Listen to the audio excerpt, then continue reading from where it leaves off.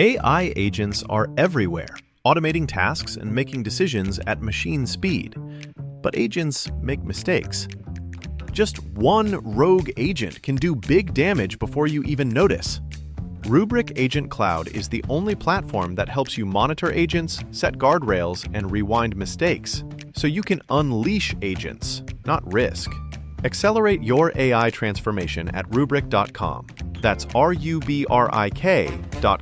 Mint is still $15 a month for premium wireless. And if you haven't made the switch yet, here are 15 reasons why you should. 1, it's $15 a month. 2, seriously, it's $15 a month. 3, no big contracts. 4, I use it. 5, my mom uses it. Are you playing me off? That's what's happening, right? Okay, give it a try at mintmobile.com/switch. Upfront payment of $45 for 3-month plan. $15 per month equivalent required. New customer offer first 3 months only. Then full price plan options available. Taxes and fees extra. See mintmobile.com. You've worked hard to build your business. SimpliSafe helps you protect it. With SimpliSafe for Business, AI-powered cameras watch over your entry points and instantly alert live monitoring agents. They can deter intruders before they get inside. It's protection built for growing companies. 24/7 monitoring, no contracts, and a 60-day money-back guarantee. To get 50% off your new system, go to simplisafe.com/podcast. That's simplisafe.com/podcast for 50% off. There's no safe like SimpliSafe.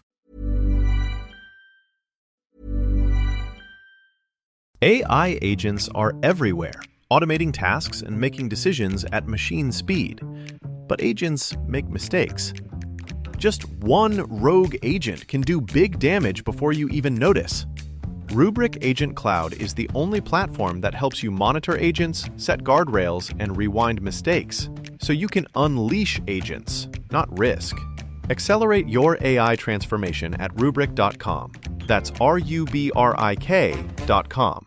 Busy work weeks can leave you feeling drained. Prolon's 5-day fasting mimicking diet works at the cellular level to rejuvenate you from the inside out, providing real results that include fat-focused, sustainable weight loss with no injection needed. Next Gen builds on the original Prolon with 100% organic soups and teas, a richer taste, and ready-to-eat meals. Developed at USC's Longevity Institute and backed by top medical centers, Prolon supports biological age reduction, metabolic health, skin appearance, fat loss, and energy. Get 15% off plus a $40 bonus gift when you subscribe at prolonlife.com/start. That's prolonlife.com/start.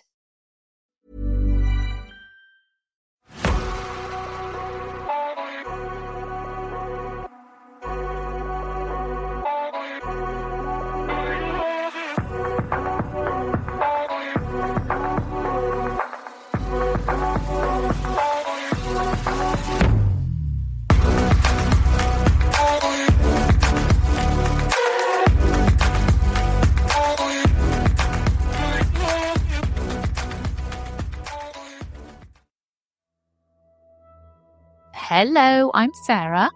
I'm Toby. And welcome to day 26 of 31 days of Halloween. I've got 3 spooky stories to share today. I'll get straight into them. Are you ready?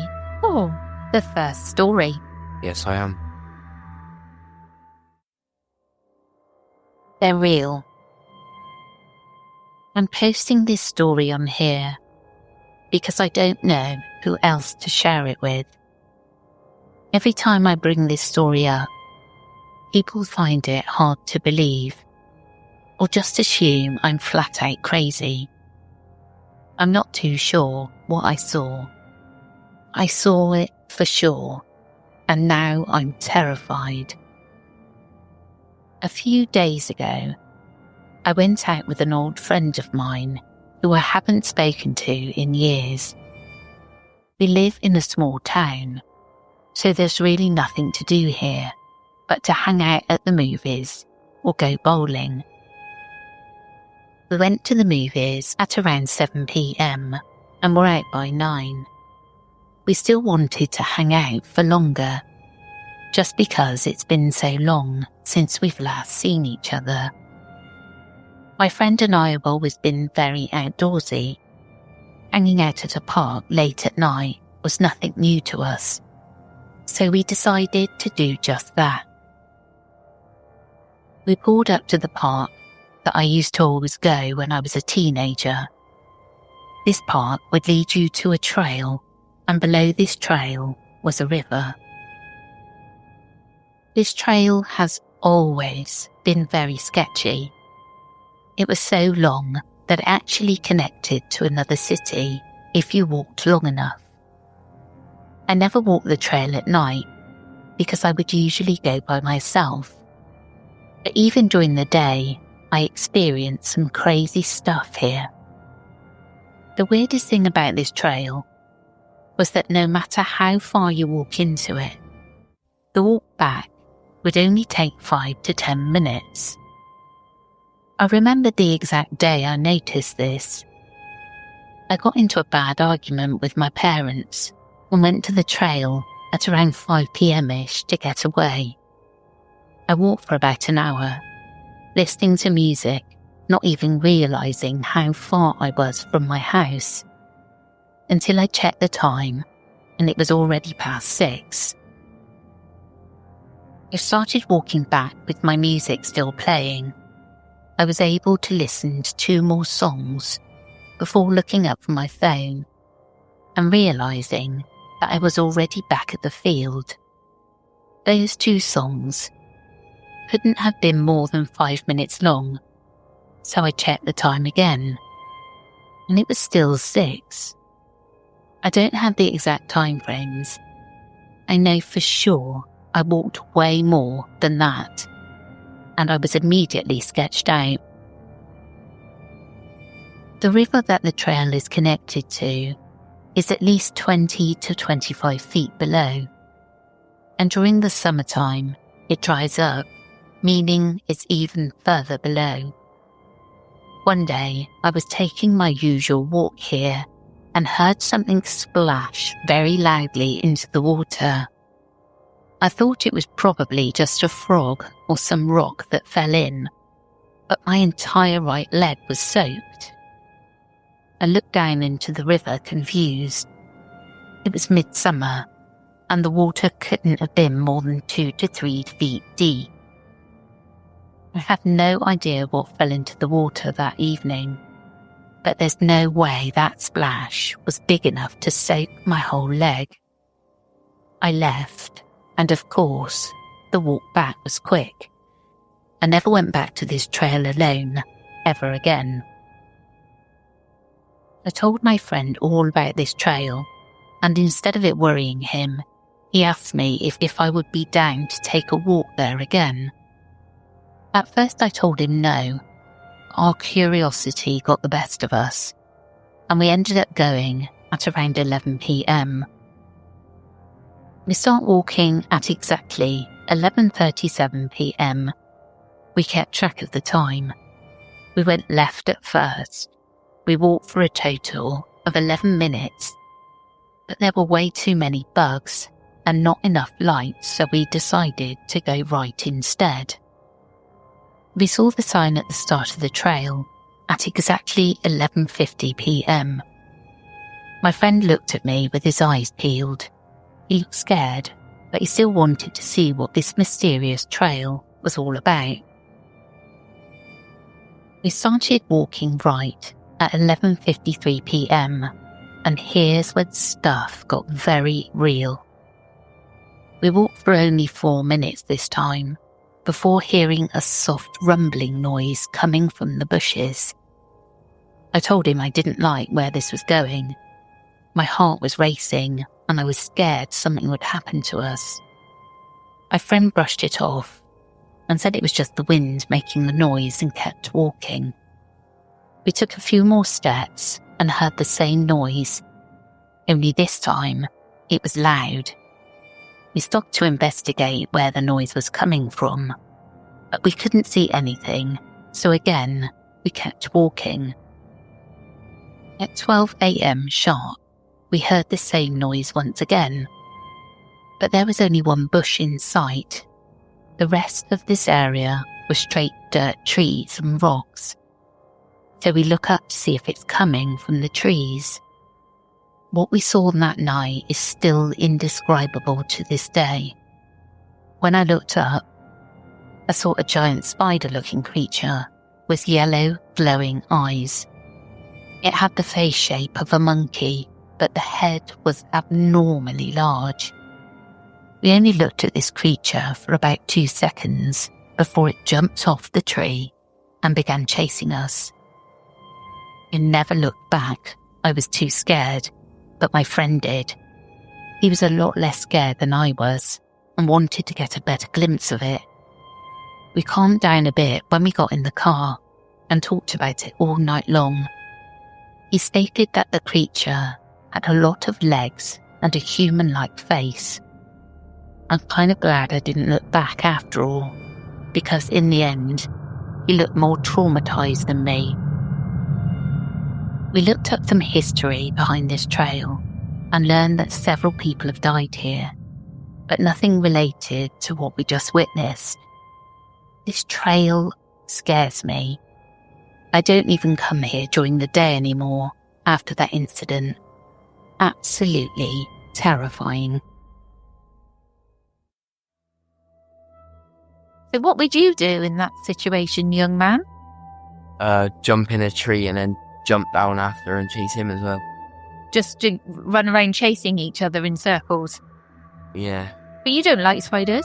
Flamethrower. I didn't tell you the other day I was changing your bed when you were at Dad's, changing your bed in, and I found a massive spider in there. Mate. It was huge.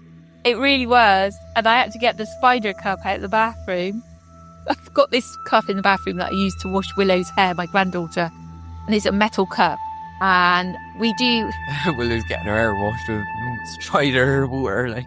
There's no spider in it, but what happens is, when Roger comes to do the garden, because he cuts the lawn for me, he always finds the cup outside, because I chuck it out the window. It's like, he just brings it back in, and I wash it up and put it back upstairs. But yeah, there was one of those big ones with the two little things in your bed. Mate, I don't want to live in that room. I know, I didn't tell you straight away. This was ages ago. It was like a few weeks ago. And then I just thought I was going to tell you just so that everybody could hear your reaction. I was at Dad's house once. I was in bed and I have my hand up like this. Like with my palm facing towards the ceiling. Yeah. And then I felt something in it. Yeah. Like squeezed it and then chucked it. I was like, what was that, mate? I thought it was like a moth or something. And I'm looking around on the quilt and there's one of those horrible spiders just there. And I was like, oh. Yeah, see. Do you remember when that fly went up your nose? Yeah. Like 6 hours. Yeah. This huge fly, and it was a huge fly, like one of those fat ones, blew up Toby's nose, and he was at his dad's at the time. I was like young. Yeah, he was little. And his dad was like, oh no, I'm sure it didn't go up your nose. And then a few hours later he sneezed and the fly came out. And your dad felt so bad afterwards. He felt so bad.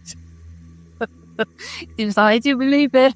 Like, it's just gone straight up my nose. And I was like, fly just went up my nose. Yeah. He's like, I'm sure it's alright. And then 6 hours later, she had a huge sneeze. And yeah. Your dad sent me a photo of it. Yeah. Right, are you ready for the second story? Yes, I am. Before I get into the second story, though, I do want to give a trigger warning for a gun accident in this. Proof of the afterlife. So, my son, 15, accidentally shot himself, we think, stroke hope, December 2024. He suffered brain trauma that we were told was not survivable. My ex-wife, his mum, was hoping for a miracle, so she kept him clinically alive with drugs and a ventilator. We alternated nights staying with him for a week. My first night staying alone with him in the ICU, I had the following experience. I'd called my current wife, and we decided to let our daughter, 8, his half-sister, say she loved him to him. My wife did the same, and I let her go for the night. I tried to settle in for the night. I got an overwhelming urge to talk to my son.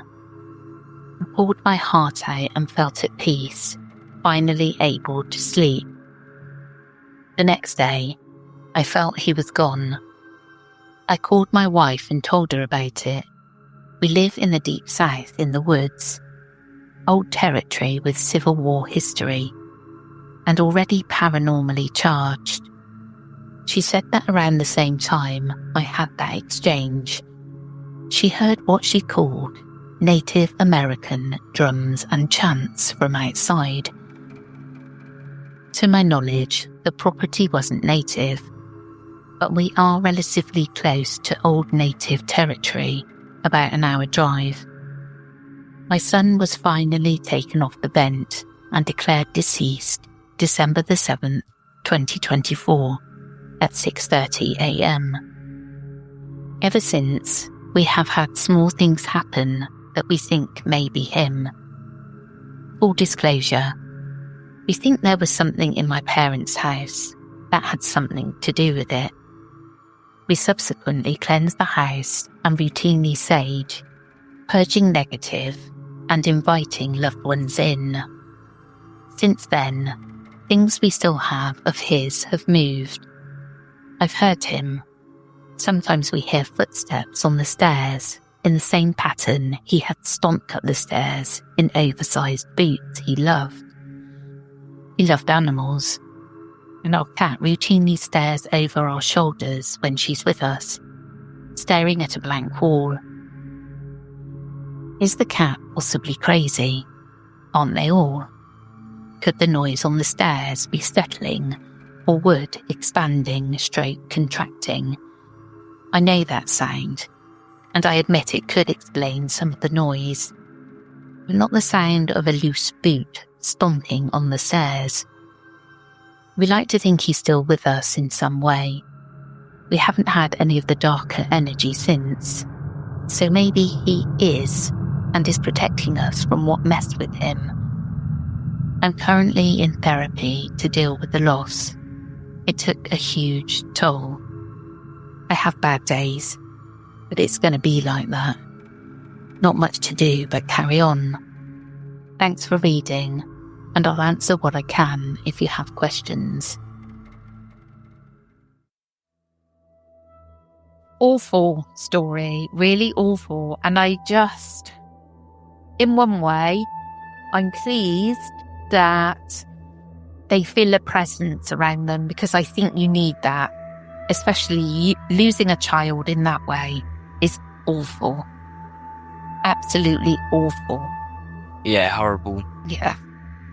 Are you ready for the third and final story? Yes, I am. A compilation of my time at a very haunted elder care home. My first job was in the kitchen of an assisted living home that had been operating since 1896.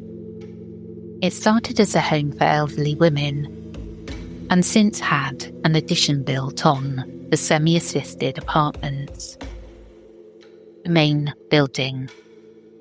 I was warned after starting about potential paranormal activity within the building, and had disregarded it. Clearly, more frightened than I was expected to use an elevator from the 60s that would randomly break down with you in it, which I later learned was the wrong thing to be worried about. The first haunting I learned about, I did not directly experience. There was one room upstairs that no one liked going in. The resident was a very religious woman, and would often call for personal care constantly for help, because the spirits, she claimed, were in the room with her. She would say the devil was trying to kill her. Staff who had been in the room have claimed to hear growling and whispers over their walkie-talkie systems. Halfway through my time there, this resident was moved to a different room, and even though this one stayed empty, we would often hear knocking, never found anyone inside. My first personal sighting is also on the top floor of the original building, though it has been determined to be a common and separate apparition from whatever lived in that room. The kitchen staff were expected to regularly stock mini fridges throughout the building with cold drinks. The top floor's halls are laid out in an H shape, and the fridge is directly between the two long halls. One day, a very solid-looking woman floated across the end of the hall. She was dressed in a white Victorian-era gown, her hair pinned in an updo, but she had no feet. She floated about a foot off from the ground before disappearing. Most of the staff have witnessed this particular apparition, and she is often referred to as the woman in white. I since have refused to stock this fridge alone. Then there were the shadow people. I alternated between the kitchen's opening shift, 5 a.m, and the closing shift that ended at 7 p.m. I would often be left alone in the kitchen and dining room. On multiple occasions, I would see dark masses move between tables and between hallways to the storage rooms. One night, I was alone mopping for closing and saw a large male-shaped dark mass walk across the kitchen and stand across the stoves from me. It stood there for 2 to 3 minutes, watching me as I watched it. It would occasionally move, ducking behind the stove before standing back up, as if playing some messed up version of peekaboo. Having had a strong interest in the paranormal in my youth, I've heard from multiple sources that the shadow people often go to places of great sadness or other negative energy to prey on children and the elderly. There were multiple occasions over the years I worked there that my co-workers and I have seen them throughout the kitchen. Before leaving this job, there were 2 other one-off experiences in the main building centred around the death of 2 residents. The first was in the early morning. I spotted a full-body apparition of her sitting in her assigned dining chair, her eyes completely black. I found out an hour later that she'd been moved to a hospital over the weekend and had passed earlier that morning. The second was another resident had fallen in her shower and passed at the hospital later that night. And the next week, her shower call bell rang at the hour she'd passed. The apartments. The apartments were an extremely new addition compared to the main part of the home. A neighbouring house had been torn down to construct it and the new parking lot. So many of us have agreed that whatever resides in that building is something very old and very sinister. We don't think this is the spirit of a resident. Once a day, the main kitchen serves a meal to the apartments. This is in a small activity room in the basement of their building, near their laundry and storage room. The only way to get into the basement was a large, very new red elevator that opened on both sides. The woman who trained me on serving the apartments had told stories of a little girl in a red dress who ran through the halls and haunted the storage room. This woman later quit because of her experiences in the basement. Though I've never seen the little girl, I would often experience the intense, chilling feeling of being watched when putting trash and recyclables in the bins by the storage area. It was a long, dark room with a single light in the aisle between the storage cages. There was always this extremely heavy feeling in your chest when you went into that room. Something felt gross and unnatural about it. Many of us felt extremely uncomfortable to the point we began taking the trash back to the main kitchen rather than going in there at night. However, my personal experiences had begun in the dining area itself. On multiple occasions, paper placemats have been pulled from beneath plates and silverware and have ended up on the floor. And one day I watched as a very heavy wooden chair was whipped from the table across the room and then turned to face me, as if something was pulling up a seat to watch me set the tables that day. It was easily the most physical evidence of the haunting in that basement. The most sinister was in the elevator. I and 2 others have reported this experience more than once. During the ride down the elevator, it would suddenly grow extremely cold. Then the choking would begin. Completely alone, I felt a mass press against my back, and a hand was wrapped around my throat. It would feel as if whatever it was could reach inside you and squeeze your windpipe shut.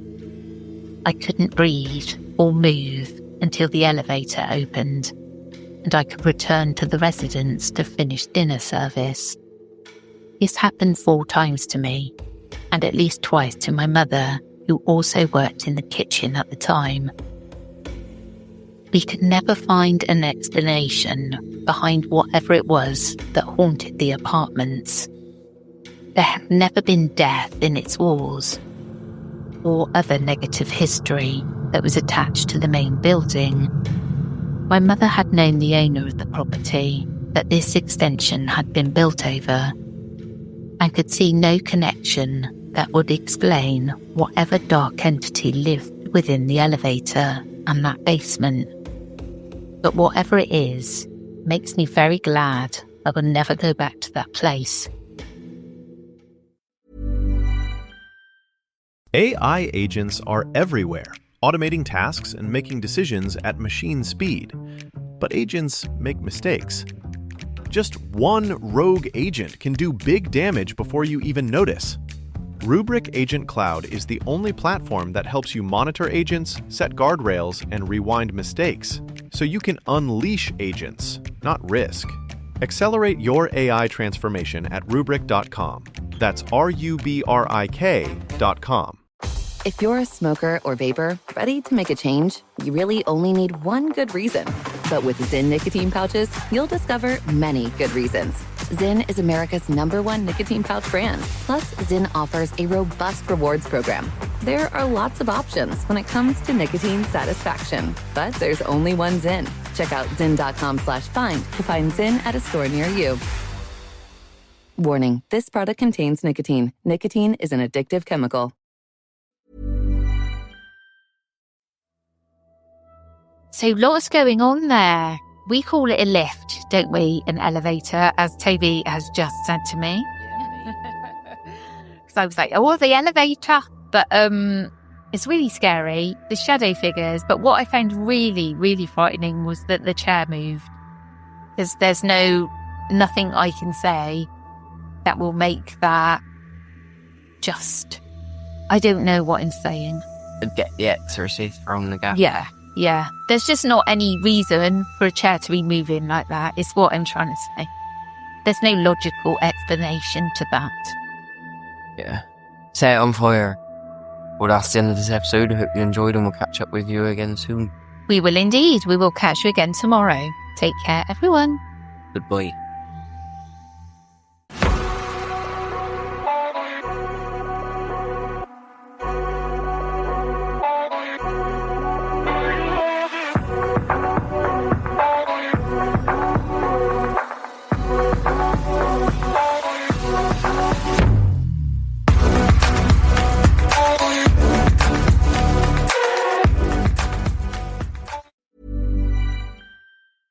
AI agents are everywhere, automating tasks and making decisions at machine speed.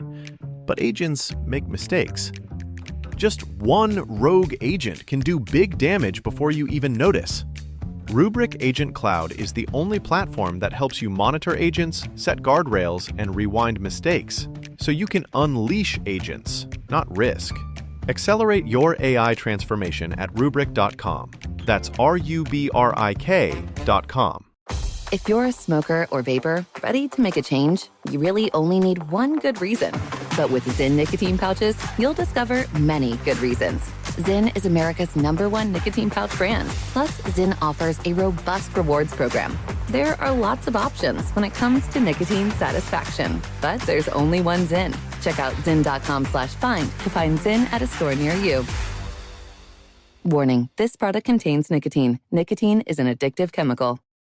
Hey, I'm Paige DeSorbo, and I'm always thinking about underwear. I'm Hannah Burner, and I'm also thinking about underwear, but I prefer full coverage. I like to call them my granny panties. Actually, I never think about underwear. That's the magic of Tommy John.